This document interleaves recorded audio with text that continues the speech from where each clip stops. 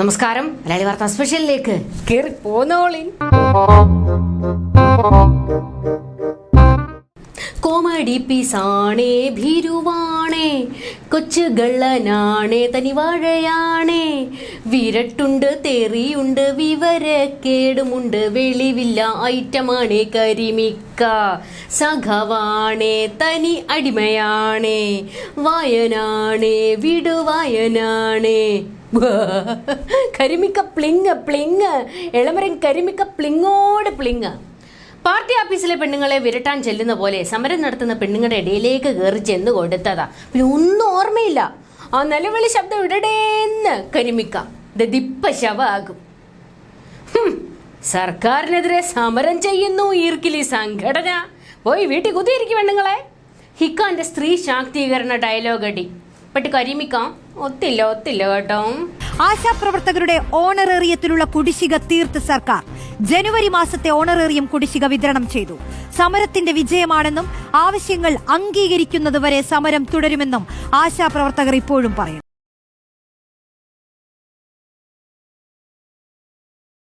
തേഞ്ഞൊട്ടിയല്ലോ നാഥ. കരിമിക വെട്ടിയിട്ട വായത്തണ്ട് പോലല്ലേ നിലത്തോട്ട് വീണത്. ഒരു സമരങ്ങളും വെറുതെ അല്ലാന്ന് മനസ്സിലായോ ഹിക്ക? സുഹൃത്തുക്കളെ, തൊഴിലാളി പാർട്ടിയും തൊഴിലാളികളും തമ്മിൽ സമരം. പണിയടുപ്പിച്ചിട്ട് കൂലിയും ആനുകൂല്യവും കൊടുക്കാൻ വയ്യെന്ന്. പോരാത്തതിന് സമരം ചെയ്യുന്ന പെണ്ണുങ്ങളെ അധിക്ഷേപിക്കലും. സെക്രട്ടേറിയറ്റിൽ സമരം ചെയ്യുന്നവരെ കുറെ ദിവസമായിട്ട് അധിക്ഷേപിക്കലാണ് എളമരം കരിമിന്റെ പണി. ഇത് എളമരമല്ല, മുതുമരമാണെന്ന് പെണ്ണുങ്ങൾ മൂത്ത് ചെതലരിക്കാൻ തുടങ്ങിയിട്ടുണ്ട്. ബട്ട് അഹങ്കാരത്തിന് കുറവില്ല. സമരം നടത്തുന്ന സ്ത്രീകൾക്കെതിരെ സമരം നടത്തി CITUവും. വൗ, എത്ര മനോഹരമായ ആചാരങ്ങൾ. ഇത് വിജയന്റെ കേരളമാണ്. ഇവിടെ ഇങ്ങനെയാണ്. CITUവും മുതലാളികൾക്കൊപ്പം തന്നെയാണ്. ബൈ കരിമിക്ക, പെണ്ണുങ്ങളുടെ കയ്യിൽ നിന്ന് ബേറ്റ കിട്ടിയല്ലേ? ഇത് കമ്പനികൾ നടത്തുന്ന പിണുവാതിരയൊന്നും അല്ല, അവകാശത്തിന് വേണ്ടിയുള്ള പോരാട്ടമാണ്. CITU തലപ്പത്തോട്ട് കയറിയിരുന്ന് തൊഴിലാളികളെ ചട്ടം പഠിപ്പിക്കാൻ ചെല്ലലാണ് കരിമിക്കാന്റെ മെയിൻ പണി. തോറ്റ് തേഞ്ഞൊട്ടിയിട്ടാണല്ലോ ഇരിക്കുന്നത്. പിന്നെ എന്തേലുമൊക്കെ വേണ്ടേ? ഞാൻ എന്തേലുമൊക്കെ ഒരു ഗുണ്ടായുസം കാണിച്ചോട്ടെ പിണുമുക്കിയാന്നാണ് കരിമിക്കാന്റെ കരച്ചില്. കാലു നക്കുന്ന ചില കൂട്ടരുണ്ടെന്ന് കരുതി തൊഴിലാളികളെല്ലാം അങ്ങനാന്നങ്ങ് കരിമിക്ക കരുതരുത്. ആത്മാഭിമാനം ഉള്ളവരും ഉണ്ട് കേട്ടോ. നിങ്ങൾ അങ്ങനെയുള്ളവരെ കണ്ടിട്ടില്ലാത്തതിന്റെ കുഴപ്പമാണ്. കുമ്മിയടി സഖാത്തികളെ മാത്രം കണ്ടിട്ടുള്ളൂ. അതിന്റെ പ്രശ്നം അത്. കോമഡി അതല്ല, സമരം പൊളിക്കാൻ ദേശാഭിമാനിയും കരിമിക്കായും കൂടി ഒരു തിരക്കഥയുണ്ടാക്കി. അതും അടപടലം പൊളിച്ച് സ്ത്രീകൾ അങ്ങ് കയ്യിലോട്ട് കൊടുത്തു. ഏതോ ഒരു ഈർക്കിൾ സംഘടന, അവർക്ക് ഒറ്റക്ക് അവരുടെ സംഘടനാ ശക്തി കൊണ്ടൊന്നല്ല ഇത് സംഭവിക്കുന്നത്. ഇതിന്റെ പിന്നിൽ ആരോ ഉണ്ടാവാം. പിന്നെ നല്ല മീഡിയ അറ്റൻഷൻ കിട്ടിയപ്പോൾ അവർക്കൊരു ഹരമായി. പിന്നെ മഹിളാ കോൺഗ്രസ് വന്ന് മന്ത്രിയുടെ ഓഫീസ് വീട്ടിലേക്ക് തള്ളിക്കയറുന്നു.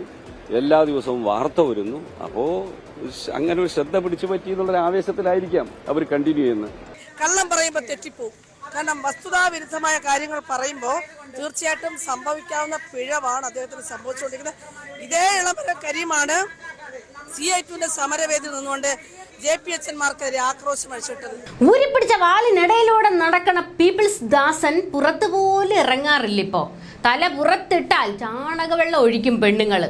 അതുകൊണ്ടാണ് പുതിയ വിജയൻ ക്ലിഫ് ഹൗസിൽ അടയിരിപ്പാണ്. മൊട്ട വിരിയും ഇങ്ങനാണെങ്കിൽ. തെരഞ്ഞെടുപ്പ് വരാൻ പോണ്. സമരം അവസാനിപ്പിച്ചില്ലെങ്കിൽ 3.0 ഊഞ്ഞാല. സമരത്തിന്റെ ചൂട് മൂട്ടിലടിച്ചിട്ടാണ് മുഖ്യനിപ്പോൾ കൊമ്പത്തൂന്ന് താഴേക്കിറങ്ങി വന്നിട്ട് കൊടുക്കാനുള്ള കുടിശ്ശിക കൊടുത്ത് തീർത്തു. ഖജനാവിൽ കാശില്ലെന്നായിരുന്നു ഇതുവരെ കരച്ചില്. 3 മാസത്തെ കുടിശ്ശിക തീർക്കാനും ഇൻസെന്റീവ് കൊടുക്കാനും പെട്ടെന്ന് എവിടുന്ന കാരണഭൂതമേ കാശ് കിട്ടിയത്? ആശമാരുടെ കാര്യത്തിൽ കേന്ദ്രവും കേരളവും കൂടി നാടകം കളിക്കാറുന്നു. അത് പൊളിച്ചടുക്കിയത് പെണ്ണുങ്ങൾ തന്നെയാണ്. അവർക്കൊരു കുതിരപ്പാവം കൊടുക്കണം കേട്ടോ. എന്റെ അഭിപ്രായത്തിൽ സ്ത്രീകളെ നിങ്ങൾ ചെയ്തത് തെറ്റ്. സർക്കാരിനെതിരെ സമരം നടത്തരുതായിരുന്നു. കെ സൂര്യനെ സ്തുതിച്ച് ഒരു വാഴ്ത്തുപാട്ട് ഗീച്ചാമായിരുന്നു. ആനുകൂല്യമൊക്കെ അക്കൗണ്ടിൽ വന്നേനെ.